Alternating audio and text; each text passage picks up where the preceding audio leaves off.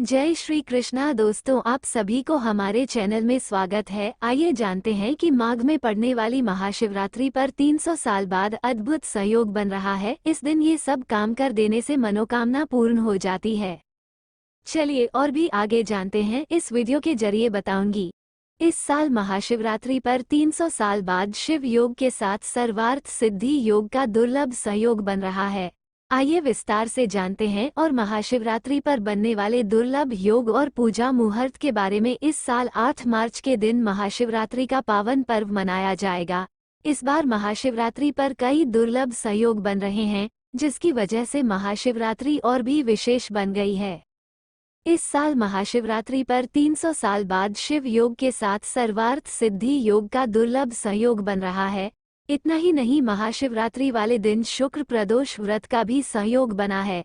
शुक्र प्रदोष व्रत की महत्ता यह है कि उसके शुभ प्रभाव से नौकरी, बिजनेस कामयाबी मिलती है और सुख समृद्धि भरी रहती है।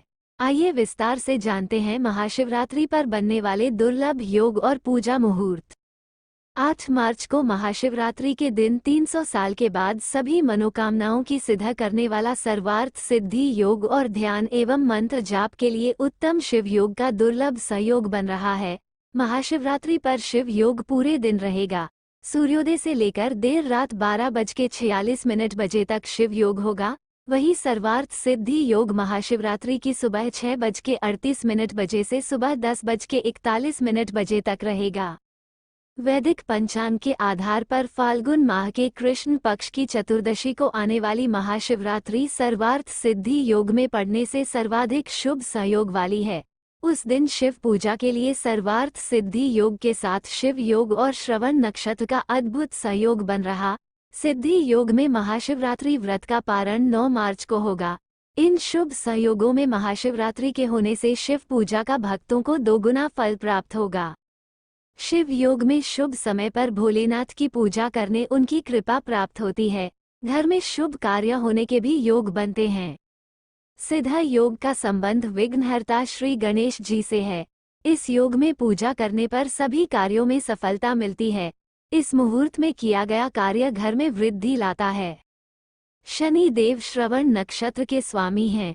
श्रवण नक्षत्र में जो भी कार्य किया जाता है उसका परिणाम शुभ होता है। श्रवण नक्षत्र की पूर्णिमा से शिव जी की प्रिय माह सावन होता है, इसलिए इस दिन पूजा पाठ के अलावा खरीदारी और नए कामों की शुरुआत करना भी शुभ रहेगा।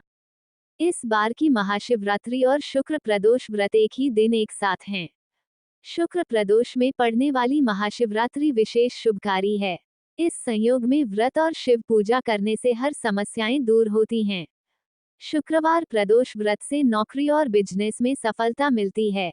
शिव पार्वती की पूजा से परिवार में समृद्धि आती है। सौभाग्य और दाम्पत्य जीवन में भी सुख बढ़ता है। फाल्गुन चतुर्दशी तिथि प्रारंभ 8 मार्च रात 9:57 बजे से फाल्गुन चतुर्दशी तिथि समापन 9 मार्च शाम 6:17 बजे पर महाशिवरात्रि रात्रि पूजा मुहूर्त 12:07 बजे से 12:56 बजे तक महाशिवरात्रि सुबह पूजा मुहूर्त सूर्योदय काल से प्रारंभ। महाशिवरात्रि के अवसर पर व्रत रखकर भगवान भोलेनाथ की विधि विधान पूजा अर्चना करते हैं। महाशिवरात्रि पर शिव पूजा के कुछ नियम बनाए गए हैं, जिनका पालन जरूरी होता है। शिव जी को पूजा के समय अक्षत चढ़ाते हैं।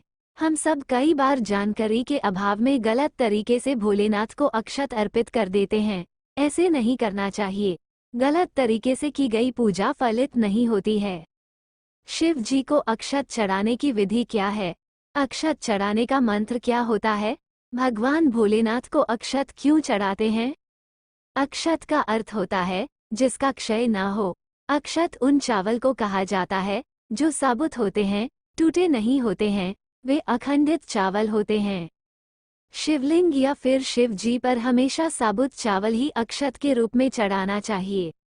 शिव जी को अखंडित चावल चढ़ाने से धन, धान्य, मान सम्मान आदि की प्राप्ति होती है, जिसका कभी क्षय नहीं होता है।